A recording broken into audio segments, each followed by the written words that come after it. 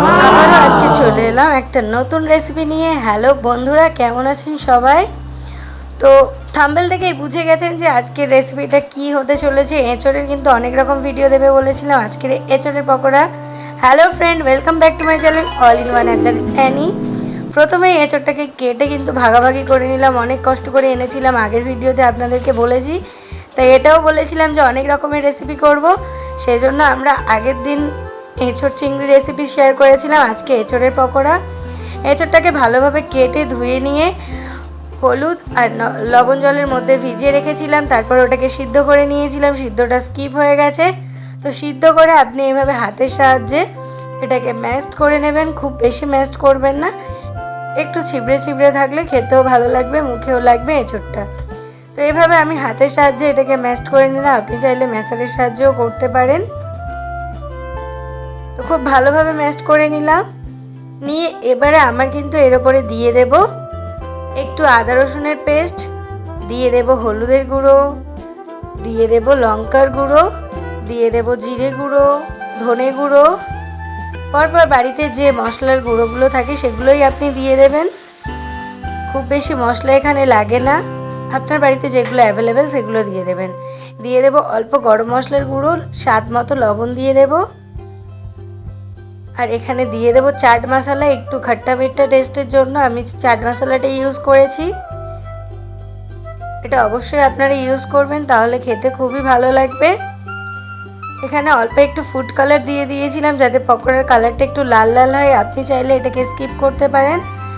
আর যেহেতু এটা পকোড়া বানাবো তাই বেসনটা তো অবশ্যই লাগবে, দিয়ে দিয়েছিলাম 2 থেকে 3 টেবিল স্পুন বেসন, আর দিয়ে দিলাম 1 টেবিল স্পুন কর্নফ্লাওয়ার।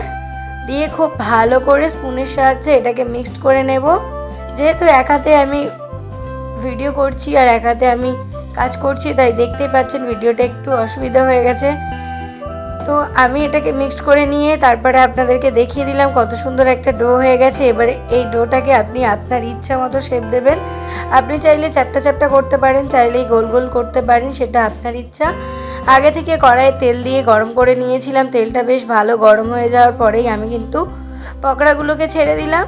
তো দেখুন কতটা সুন্দর তেলটা গরম হয়েছে, আর বেশ ভালোভাবে পকোড়াগুলো ভেজে যাচ্ছে, কেউ ছেড়েও যাচ্ছে না, বেশ সুন্দর হয়েছে। আমি ওই তেলে মধ্যে 4টে প্রথমে দিলাম, তারপরে আবার 2-3টে করে দিয়ে 2-3 পর্যায়ে পকোড়াগুলো ভেজে নিয়েছিলাম। যেহেতু একটা এঁচড়ের আমি অনেক রকম রেসিপি করেছি, তাই বেশি পকোড়া বানাইনি, শুধু একটা রেসিপি বানানোর জন্যই অল্প কিছু এঁচড় নিয়ে এক্সপেরিমেন্ট করেছিলাম। যাই হোক, খেতে কিন্তু ভীষণ ভালো হয়েছিল। দেখতেই পাচ্ছেন কতটা সুন্দর লাল লাল পকোড়া কিন্তু আমাদের রেডি হয়ে গেছে। এইভাবে 2-3 পর্যায়ে আমি ভেজে নিয়েছিলাম, এইভাবে আলতোভাবে সবগুলোকে তুলে নিলাম।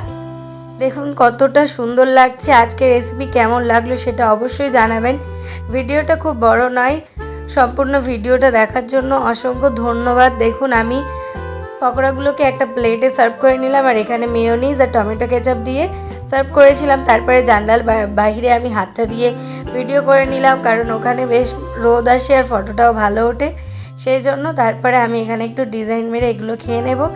দেখুন আমি কিন্তু এটা আপনাকে ভেঙে দেখাবো কতটা সুন্দর হয়েছে, মচমচে, আর ভিতরটা কিন্তু একদম নরম, কেউ খেলে বুঝতেও পারবে না এটা এঁচড়, চিকেন নাকি চিংড়ি, মানে বোঝাও দায়।